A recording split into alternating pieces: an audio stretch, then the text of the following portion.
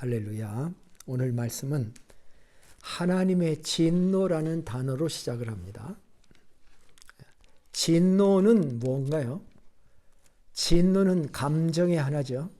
그래, 지난 시간에 칠정을 얘기할 때 희로애락 얘기를 했을 때 두 번째 로, 원래는 로가 아니라 노죠.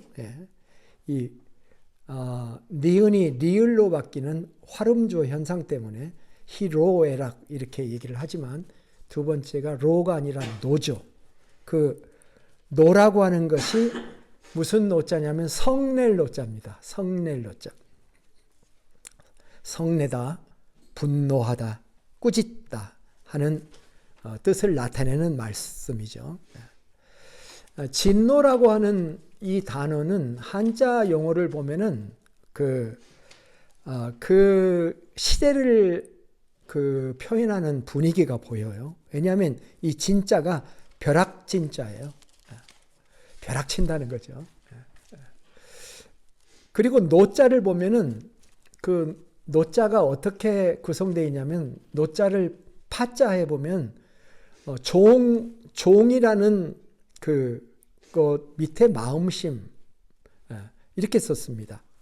그러니까 진노라고 하는 말이 보면은 그래서 한글 사전을 보면 이렇게 설명되어 있어요.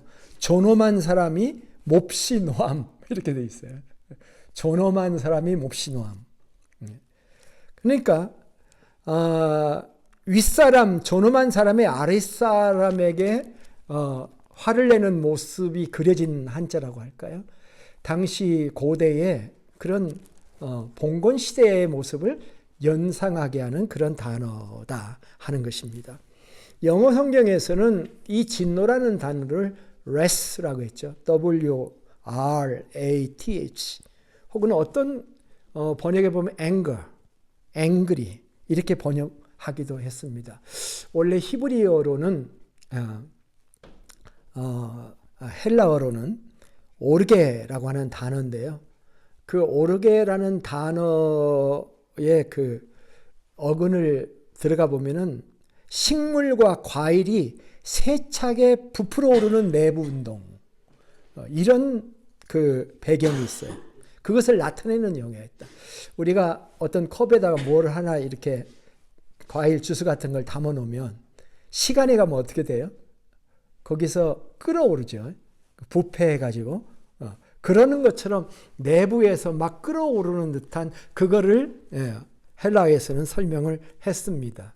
중국어 성경 가끔 보는데 분노라고 표현했어요. 진노라고 표현하지 않고 분노라고 했더군요. 그러니까 어느 나라 성경이든지 어느 단어를 설명해도 포인트가 뭡니까? 하나님은 화를 내시는 분이다. 그런 얘기를 하고 있는 겁니다. 어떻게 사랑의 하나님이 진노하실 수 있느냐 하고 질문하는 사람들이 있어요. 그러니까 몰몬들도 그러죠. 어떻게 사랑의 하나님이 영혼들을 지옥에 보내실 수가 있느냐 그렇게 얘기해요. 우리가 지난 시간 공부했죠. 그런데 최초의 영적 존재들의 3분의 1을 지옥에 들어간다고 강조하는 게 몰몬이기 때문에 그들은 그런 논리가 성립이 안 된다. 우리가 그런 공부를 했습니다. 어떻게 사랑의 하나님이 진노하실 수가 있는가? 이 말은 참 어폐가 있는 말입니다. 이렇게 다시 물어볼게요. 왜 하나님은 진노하시지 않아야 진노하지 못할 이유가 있느냐? 이렇게 물어볼 수도 있습니다. 왜 인간은 하나님을 사랑의 하나님으로만 만나려고 하는가? 그 저희가 무엇인가? 왜 그것이 불편한가? 마음대로 살지 못해서 불편한 것인가? 하고 질문할 수가 있는 것입니다. 사실상 저는 이렇게 생각합니다. 우리는 하나님이 진노하시고 화를 내신다는 것을 문제 삼을 게 아니라 정작 우리가 궁금하게 생각해야 될 것은 하나님이 왜 진노하시는가 하는 것을 문제 삼고 포커스를 맞춰야 된다고 생각을 하는 것입니다.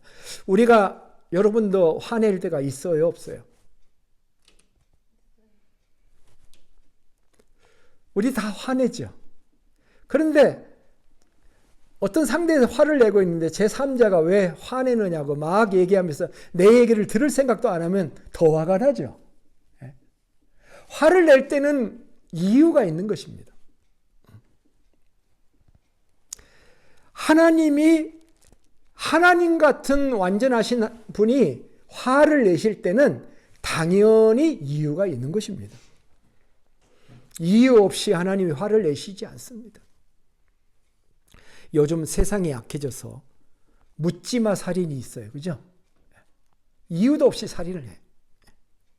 불특정 다수를 향해 칼을 휘두르는 범죄가 일어납니다. 하나님이 설마 이런 불특정 다수에게 일으키는 진노를 하나님이 내시겠어요? 걱정하지 마세요. 그런 일은 일어나지 않습니다. 그래서 하나님은 누구에게 진노하시는가? 이게 우리가 다뤄볼 첫 번째 주제입니다. 18절을 보세요. 하나님의 진노가 불의로 진리를 막는 사람들의 모든 경건하지 않음과 불의에 대하여 하늘로부터 나타나나니, 이 구절은 몇 가지 중요한 진노의 대상을 얘기해 주고 있습니다. 첫째는 인간들의 경건하지 않음과 불의에 대하여 진노하신다. 경건치 않음이니까 불경건이라고 합시다. 뒤에 불의가 나오니까 불경건과 불의에 대해서 진노하신다. 이게 뭔가 하는 것은 좀 뒤에 구체적으로 얘기를 하겠습니다. 본문을 따라가다 보면 바로 나옵니다. 그리고 둘째는 다른 차원인데 진리가 막히는 것 때문에 진노하신다. 이렇게 설명하고 있습니다. 그게 18절의 첫 마디에 나와 있어요. 불의로 진리를 막는 사람들, 이 말에 담겨져 있는 메시지입니다. 하나님의 진노가 머무르는 곳은 진리가 훼손되는 장소입니다. 하나님은 한 사람의 불경건과 불의에 대해서도 진노하시지만 정말 중요한 것은 그것 때문에 진리가 막히는 것을 분노하신다. 그렇게 설명하고 있습니다. 하나의 죄악보다도 그 죄악이 사회나 단체 전반에 미치는 영향력이 더 큰 거예요. 그것 때문에 하나님이 우려하시는 거죠. 경제 이론 중에 경제 공부하면 이런 얘기를 우리가 들었죠. 악화가 양화를 구축한다. 그런 말이 있죠. 그레션 법칙이라고 그래요. 근데 이 말의 뜻은 뭡니까? 가치가 낮은 것이 가치가 높은 것을 몰아낸다. 그런 뜻입니다. 마찬가지로 불의한 행동도 죄고 불의와 불경건이 죄이지만은 그거보다 불의와 불경건도 하나님이 원하지 않는 것이지만은 그 불의의 결과로 다른 결과인 진리가 훼손되는 것 때문에 하나님께서 진리가 그렇게 훼손될 수 있어요. 한 사람의 불의와 불경건이 잘못하면 사회 전반에 미쳐서 10배, 100배, 1000배 확대돼 가지고 온 세상이 불의로 가득 찰 수 있는 그런 일들을 하기 때문에 하나님이 진노하신다. 이해가 되세요? 모든 불의와 불경건은 그래서 진리를 막게 되는 것입니다. 어떤 사람들이 이렇게 생각해요. 흔히 생각하기를 내가 죄를 짓고 회개하면 된다 라고 생각하는 경우가 있지만 그것이야말로 초보적 견해예요. 그게 아닙니다. 내가 지은 죄가 내 자녀들에게도 영향이 있고 내 이웃에게도 영향이 있고 그것으로 말미암아 인간들과 사회 전체에 악한 영향을 미쳐서 한번 엎질러진 물은 되돌이킬 수 없는 것처럼 회복 불가능한 결과가 얼마든지 나타낼 수 있게 된다는 것입니다. 그래서 하나님이 진노하신다는 것입니다. 자, 그러면 좀 더 구체적으로 들어가 보겠습니다. 불경건이 무엇이고 불의가 무엇인가? 사도 바울은 구체적인 행동 하나하나를 지적하는 것보다도 더 폭이 넓은 그 행동들의 언저리에 있는 attitude, 그런 컨셉을 지목하게 됩니다. 그게 19절부터 등장하는 말입니다. 분노의 이유가 되는 구체적 내용이 되겠습니다. 19절, 이는 하나님을 알만한 것이 그들 속에 보임이라. 하나님께서 이를 그들에게 보이셨느니라. 자, 이 말씀에는 하나님이 무언가를 하셨다는 개념이 들어있어요. 그죠? 하나님이 무언가를 하셨어요. 하나님이 무언가를 하셨는데 죄를 지었다. 이제 이런 얘기잖아요. 그리고 하나님이 그 일을 하시고 기다리셨다는 거예요. 어떤 반응을 기다리셨다는 말씀이 나와 있습니다. 하나님이 무엇을 하셨을까요? 20절. 창세로부터 그의 보이지 않은 것들, 곧 그의 영원하신 능력과 신성이 그 만드신 만물에 분명히 보여 알려졌나니 그러므로 그들이 핑계하지 못할지니라. 자, 하나님 뭐 하셨다는 거예요? 물론 만물을 창조하셨어요. 근데 만물을 창조하실 때 그 만물 속에 뭔가를 넣어 놓으셨다는 거예요. 예.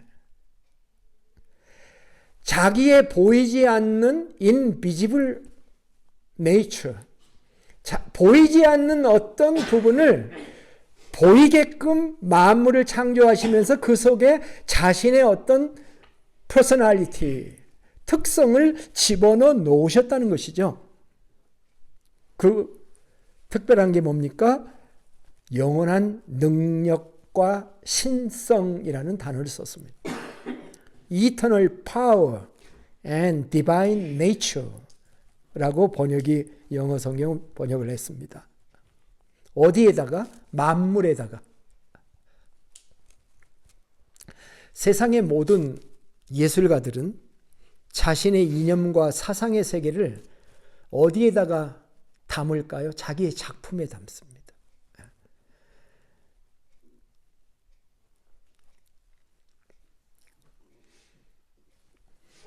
사도 바울은 하나님은 자신의 영원한 능력과 신성을 그가 만드신 만물에 집어넣어서 그것도 분명히 알아볼 수 있도록 집어넣었다.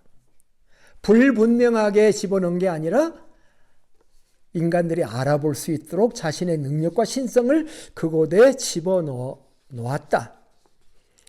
그렇게 보면은요, 지금 자연 현상들, 이 세상에 일어나는 모든 질서들 속에 하나님의 능력만 들어있는 게 아니고 하나님의 신성도 들어있다. 그런 얘기를 지금 하고 있는 거 아닙니까? 만물이라는 단어는 창조를 상상하게 하는 단어죠. 우리 그리스도인들은 창세기 1장 1절을 믿는 사람들이에요. 창세기 1장 1절이 뭐죠? 태초에 하나님이 천지를 창조하시니라. 그게 창세기 1장 1절이에요.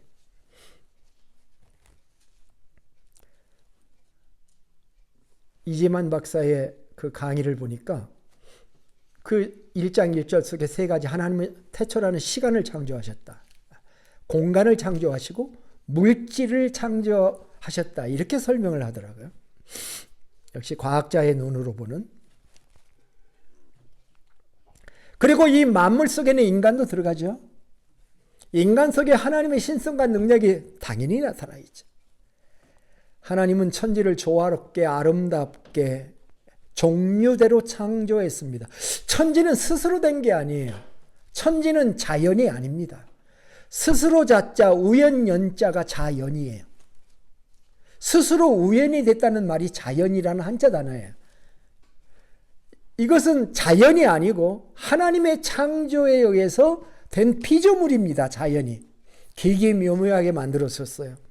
측량할 수 없는 방법으로 컬러풀하게 모든 존재가 살아갈 수 있는 방법으로, 그리고 그들의 존재 속에 DNA를 넣어서 대를 이어갈 수 있도록 만들어 놓으시고, 인간은 걸으려면 1년 걸리는 게 보통입니다. 그런데 어떤 동물은 깨어나자 15분 만에 걷기를 시작해요. 하나님 왜 그렇게 만드셨을까요? 그렇지 않으면 그들은 그 와일드 라이프에서 생존할 수가 없기 때문에. 신묘하게 만들으셨죠. 그래서 시편은 이런 노래를 해요. 여호와 우리 주여, 주의 이름이 온 땅에 어찌 그리 아름다운지요. 주의 영광이 하늘을 덮었나이다. 주의 손가락으로 만드신 주의 하늘과 주께서 베풀으신 달과 별을 내가 보오니 사람이 무엇이기에 주께서 그를 생각하시고 인자가 무엇이기에 주께서 그를 돌보시나이까. 그를 하나님보다 조금 못하게 하시고 영화와 존귀로 관을 씌우셨나이다. 주의 손으로 만드신 것을 다스리게 하시고 만물을 그의 발 아래 두셨으니 곧 모든 소와 양과 들짐승이며 공중의 새와 바다의 물고기와 바닷길에 다니는 것이니이다. 여호와 우리 주여, 주의 이름이 온 땅에 어찌 그리 아름다운지요. 이 시편을 읽으면서 제가 다시 깨달은 게 뭐냐면 이 다윗의 시편인데, 다윗은 창조된 세계 만물을 찬양한 게 아닙니다. 만물을 찬양한 게 아니에요. 하나님의 아름다움을 찬양하고 있는 거예요. 아름답다는 말을 두 번이나 강조하고 있는데, 자연이 아름답다. 우리가 자연 개념 가서 좋은 것을 봤다고 합시다. 정말 너무 이 바위가 멋있네.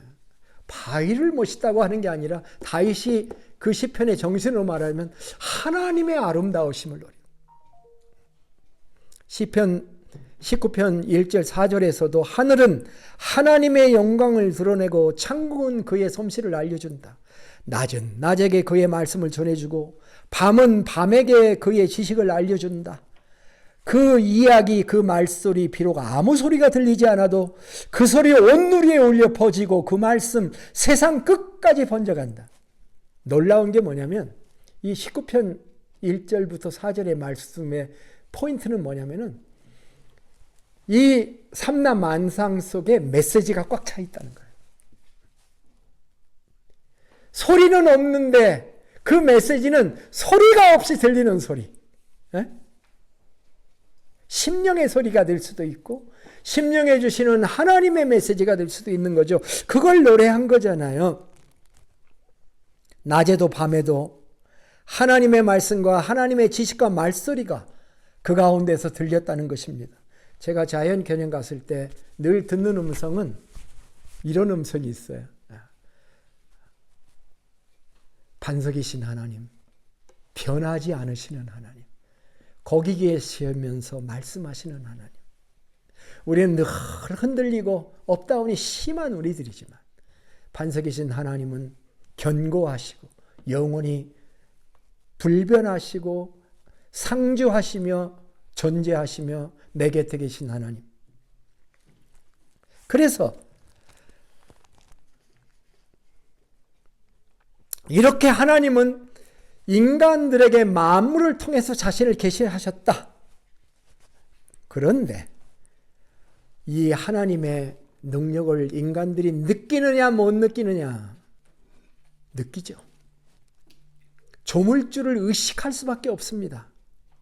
어떻게 이렇게 세세하게 질서 있게 먹이 사슬조차도 엄청난 질서 아닙니까? 그런데 이것을 느낀 인간들의 반응이 무엇이었느냐? 이게 마지막 21, 22, 23절 얘기예요. 21절부터 볼까요? 하나님을 알되.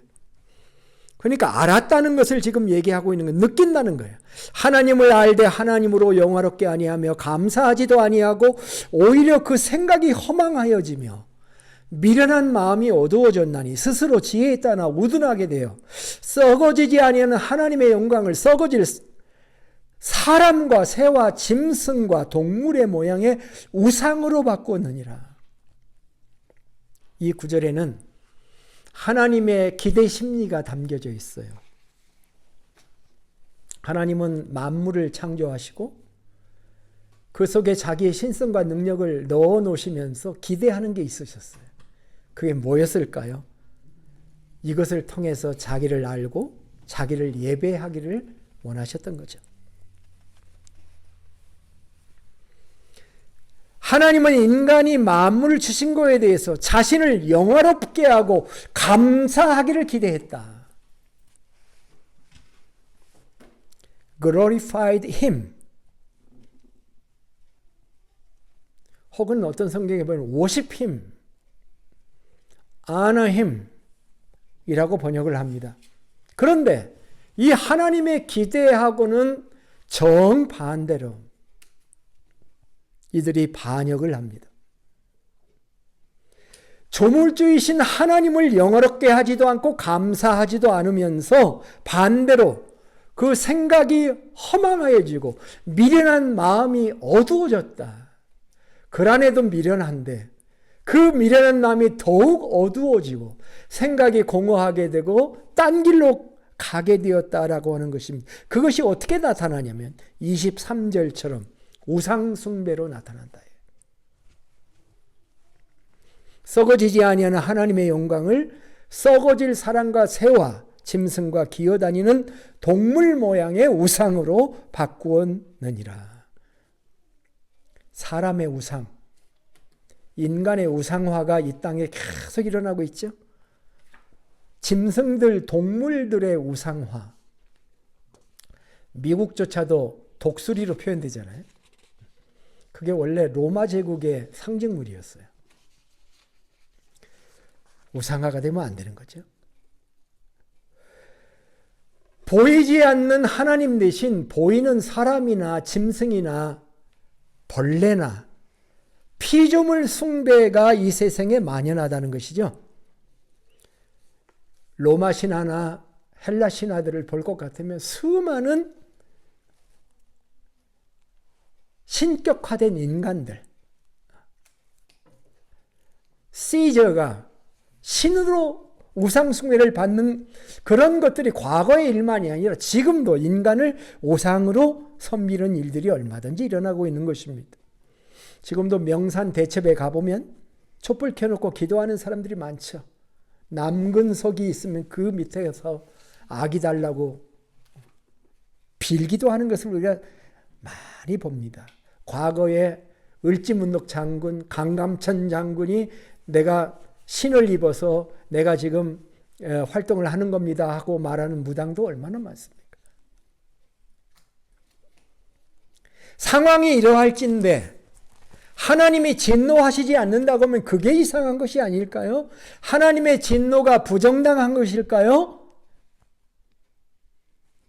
여기서 우리가 잠깐 사이드 정리를 한번 해보자면 죄가 뭔가 하는 거예요. 죄란 수없는 32가지 제목을 말할 수 있지만 죄의 근본에서 죄는 무엇일까요? 하나님을 예배하지 않고 glorified him 하지 않는 것이죠. 마땅히 돌려야 될 영광을 하나님께 돌리지 않는 것, 이것을 죄라고 말씀하고 있는 것입니다.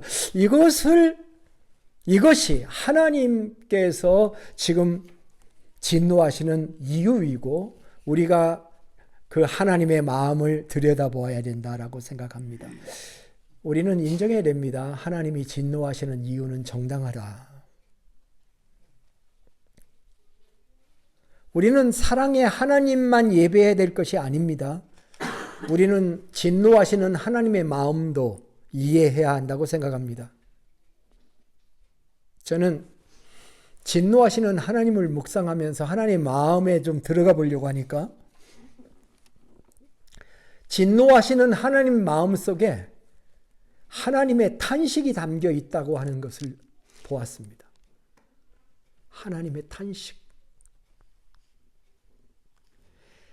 진노는 하나님의 깊은 탄식의 연장선상에서 나온 것이라 이렇게 생각할 수도 있겠습니다. 18세기 초에 조나단 에드워드라고 하는 설교 목사님이 있었습니다. 미국 식민지 시대에 청교도 특히 그 컨그리게이셔널 처치의 목사님이셨는데 그분이 남긴 유명한 설교 설교가 진노하시는 하나님의 손안에 있는 죄인이라고 하는 설교를 남겼습니다. 찾아보면 많이들 나와요. 지옥의 무서움을 생생하게 묘사한 설교. 그분의 열정과 영혼을 사랑하는 뜨거운 마음을 진하게 느낄 수 있는 그런 엄청난 설교입니다. 진노하시는 하나님의 손안에 있는 죄인. 근데 저는요, 진노하시는 하나님의 손안에 있는 죄인보다도 진노하시는 하나님의 마음에 더 신경이 쓰입니다. 하나님의 분노보다도 그 분노 속에 있는 하나님의 탄식을 보고자 합니다. 탄식, 을풀탄, 숨쉴식, 한숨을 쉬며 한탄함이라. 충무공 이순신의 시에 수로에 홀로 앉아서 장탄식을 하는 시를 남겼죠. 하나님의 탄식도 그와 같다는 거예요. 하나님이 얼마나 힘드셨을까? 배신감을 가지셨을까? 마음이 얼마나 아프실까 하는 생각도 듭니다. 성경은 탄식의 책이기도 해요.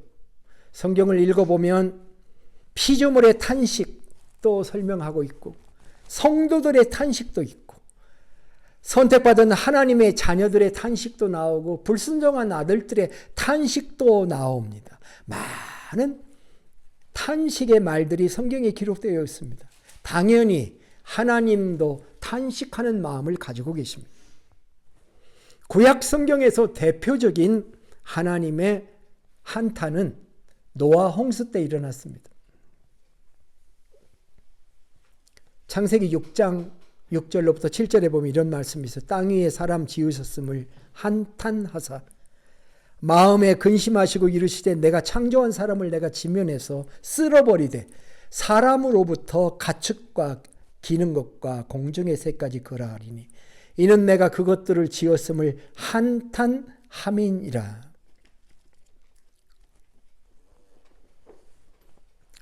어떤 영어 성경 번역에는 NIV는 이렇게 되어 있어요.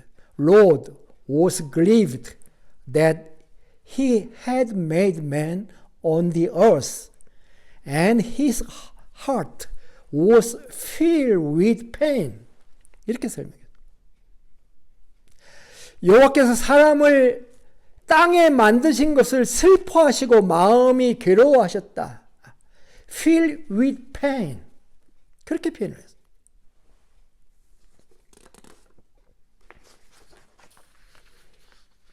자식을 키웠는데 뒤에 나오겠습니다만 그 자식이 부모를 거절하고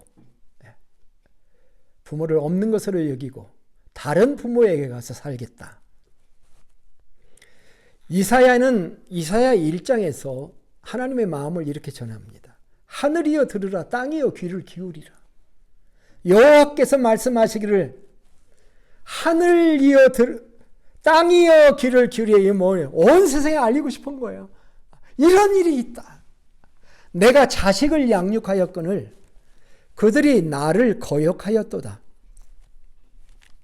소는 그 임자를 알고 나귀는 임자는 몰라도 주인의 구유는 안다. 그런데 이스라엘은 알지 못하고 나의 백성은 깨닫지 못한다 하셨도다. 슬프다 범죄한 나라요 허물진 백성이요. 이거 지금 하나님의 마음을 설명하는 것입니다. 하나님이 슬퍼하셔요. 행악의 종자요 행위가 부패한 자식이로다. 그들이 여호와를 버리며 이스라엘의 거룩한 일을 만유리 여겨 멀리하고 물러갔도다. 너희가 어찌하여 매를 더 맞으려고 패역을 거듭하느냐. 이미 온 머리는 병들었고 온 마음은 피곤하였으며 발바닥에서부터 머리까지 성한 곳이 없이 상한 것과 터진 것과 새로 맞은 흔적뿐이거늘 그것을 싸며 짜며 싸매며 기름으로 부드럽게 함을 받지 못하였느니라. 하나님 떠난 자기 백성들에게 한숨 쉬시는 하나님의 마음을 잘 설명한 것입니다.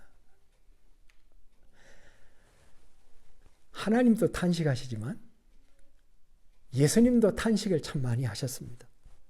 예수님의 탄식에 대해서 한 부분만 보자면 갈릴리 호수에서 귀먹고 말 더듬는 자를 보신 예수님께서 하늘을 우러러 탄식하시며 그에게 이르시되 에바다 하시니 이는 열리라 하는 뜻이었죠.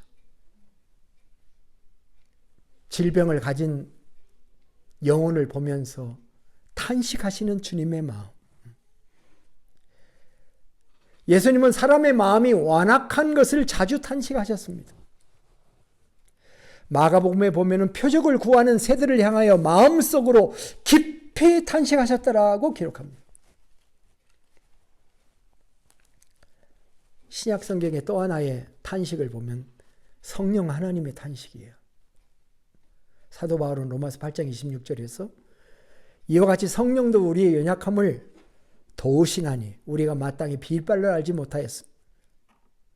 오직 성령이 말할 수 없는 탄식으로 우리를 위하여 친히 간구하시니라. 성경은 삼위 하나님의 탄식을 우리에게 말하고 있는 것입니다. 하나님의 진노만 바라보지 마십시오. 하나님의 탄식을 알고 느끼고 그 마음의 고통을 이해하는 그것이 중요하지 않은가 생각해요. 이게 마땅한 순서라고 생각합니다. 하나님은 진노를 하실 때에도 마음의 고통이 없이 진노하시는 분은 아니십니다. 마음이 안 들면 당장에 심판하는 분이 아니셔요. 하나님의 심판이 즉각적으로 나타난 것도 있어요. 예를 들자면 노아 홍수가 그렇습니다. 그런데 노아 홍수도 말입니다. 방주 만드는데 120년 걸렸어요. 120년 동안 노아는 복음 사역을 감당했던 사람이에요. 하나님의 진노는 어떤 특별한 존재에게만 진노하는 게 아니에요. 힘없는 종들에게만 진노하는, 종들에게 벼락으로 분노 내리는 그런 분노가 아니에요. 하나님은 성경을 읽어보면 솔로몬에게도 진노하시고, 물론 아담과 하와도 마찬가지고, 웃사 같은 봉사자에게도 진노하셨고, 이방 사람들에게도 진노하시고, 이스라엘 백성들,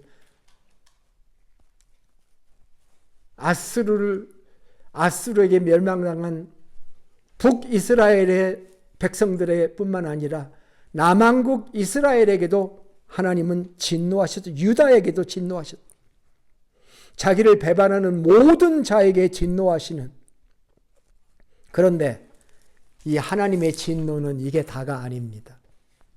시편 78편 38절을 읽어보면 귀한 말씀 하나를 하는데 오직 하나님은 긍휼하심으로 죄악을 엎어주시어 멸망시키시지 아니하시고 덮어주시어 멸망시키지 아니하시고 진노를 여러 번 돌이키시며 그의 모든 분을 다 쏟아내지 아니하셨나니. 진노를 돌이키시는 하나님 기억하시기를 바랍니다. 이 말은 참 새롭습니다. 하나님이 진노를 돌이켜주시지 않았으면 우리가 생존하여 살아갈 수가 없어요.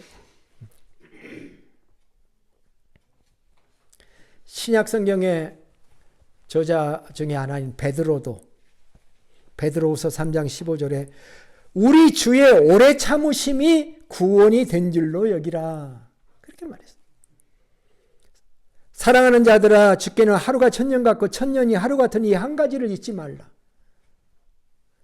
주의 약속은 어떤 이에 더디다고 생각하는 것 같이 더딘 것이 아니라 오직 너희를 대하여 오래 참으사 아무도 멸망치 않고 다 회개하기에 이르기를 원하시느니라 말씀하셨습니다. 우리가 명백하게 볼 수 있는 것이 바로 그겁니다. 진노와 탄식을 참으시는 하나님께서 진노를 하시는데 그 진노가 어떤 결과로 나타났는가? 진노와 탄식을 가지신 하나님이 하신 일이 무엇인가? 이것이 오늘의 중요한 또 하나의 포인트입니다. 하나님의 진노가 나타났다고 그랬는데 하나님의 진노가 어떻게 나타났다고 써 있습니까? 본문에. 물론 다음 시간에도 연결되는 말씀이지만은 먼저 지난 시간에 우리가 언급한 하나님의 의와 자기 의에 대한 컨셉을 가지고 이것을 바라다보고자 합니다. 하나님의 의와 진노, 하나님의 진노라는 두 가지 단어를 분별하는 데 달려 있습니다. 여러분, 독해력, 영어 공부할 때 문법도 공부하지만 독해력 중요하죠, 그죠? 그 문장하고 그 독해하는 얼마나 이해했는가 해가지고 그 시험이 나오지 않습니까? 독해력. 성경 독해력도 굉장히 중요해. 이 로마서 1장을 해석할 때 이 독해력을 가지고 봐야 되는데 도와드리려고 합니다. 이 독해 중요한 단어가 뭐냐면 나타난다라고 하는 단어입니다. 자, 17절에 보니까 무슨 단어가 있습니까? 하나님의 로마서 1장 17절에 무슨 단어가 있어요?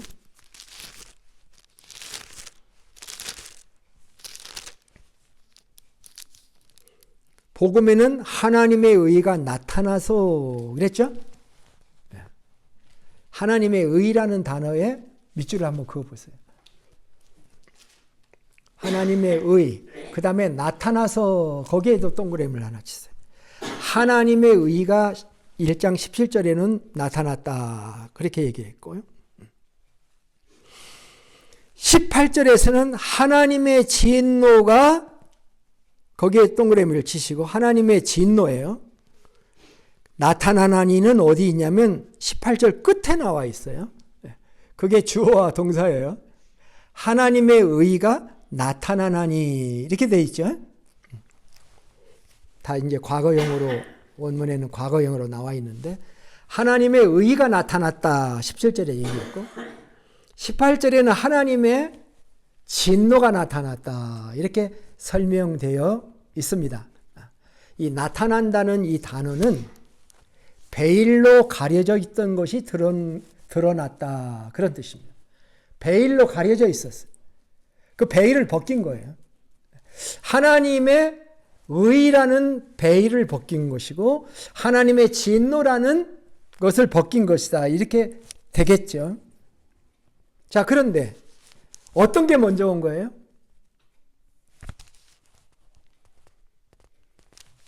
하나님의 의가 먼저 왔을까요? 하나님의 진노가 먼저 왔을까요?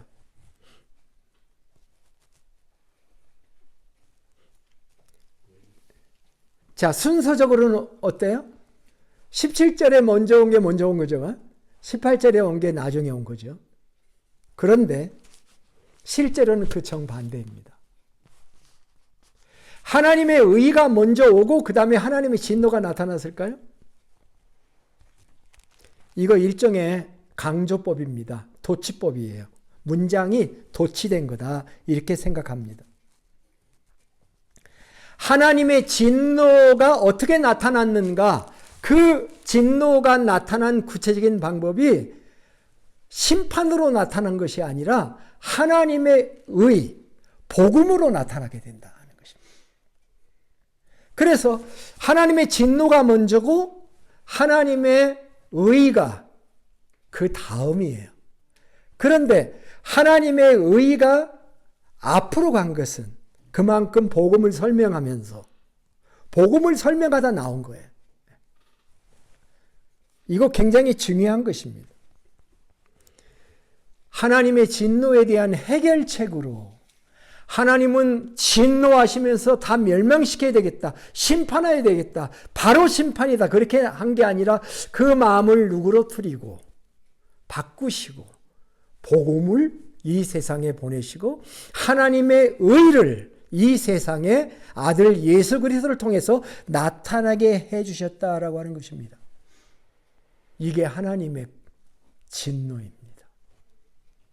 하나님의 진노는 우리가 생각하는 진노하고 달라요. 처방이 있는 진노예요. 진노하는 마음을 절제하시고 이 땅에 예수 그리스도를 보내주신, 하나님을 거절하는 이 땅의 수많은 사람들을 위해서 구세주 예수 그리스도를 이 땅에 보내서 우리의 죄를 위해 십자가에 죽게 하시는 그 은혜로 말미암아 그들을 구원하고자 하는 하나님의 놀라운 행동을 한 것을 사도 바울은 지금 강조해 주고 있는 것입니다. 말씀을 마무리하겠습니다. 오늘 우리는 하나님의 또 하나의 감정선을 살펴보았습니다. 그것은 분노라고 하는, 진노라고 하는 감정입니다. 하나님은 우리와 같이 분노를 표출하실 수 있지만 측량할 수 없는 깊은 감정의 소유자이십니다. 분노에는 한탄이 따르고 비록 구약에서는 즉각 분노하시는 하나님처럼 강조된 것으로 보이지만 하나님은 하나님이십니다. 삼위일체 하나님은 탄식을 하시면서 이 땅을 구원하기 위한 구원의 복음을 분노와 탄식으로 좌절하시지만은 그 분노를 조절하시고 분노를 영혼을 파멸케 하는 것보다 더 좋은 것으로 우리에게 나타나 보이신 하나님이시다. 그는 복음으로 하나님의 의로 우리를 맞이하시는 하나님이신 것입니다. 이 하나님을 찬양하기 원합니다. 그리고 예배하기를 원합니다.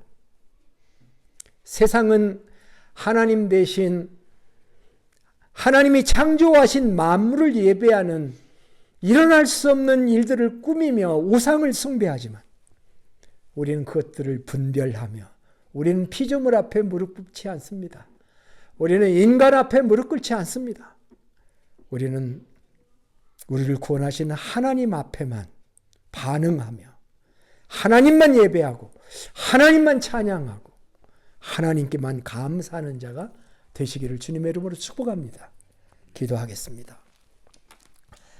하나님 아버지, 오늘 말씀을 통해 하나님의 분노의 이유가 너무나도 명백하다는 사실을 깨닫고 감사합니다.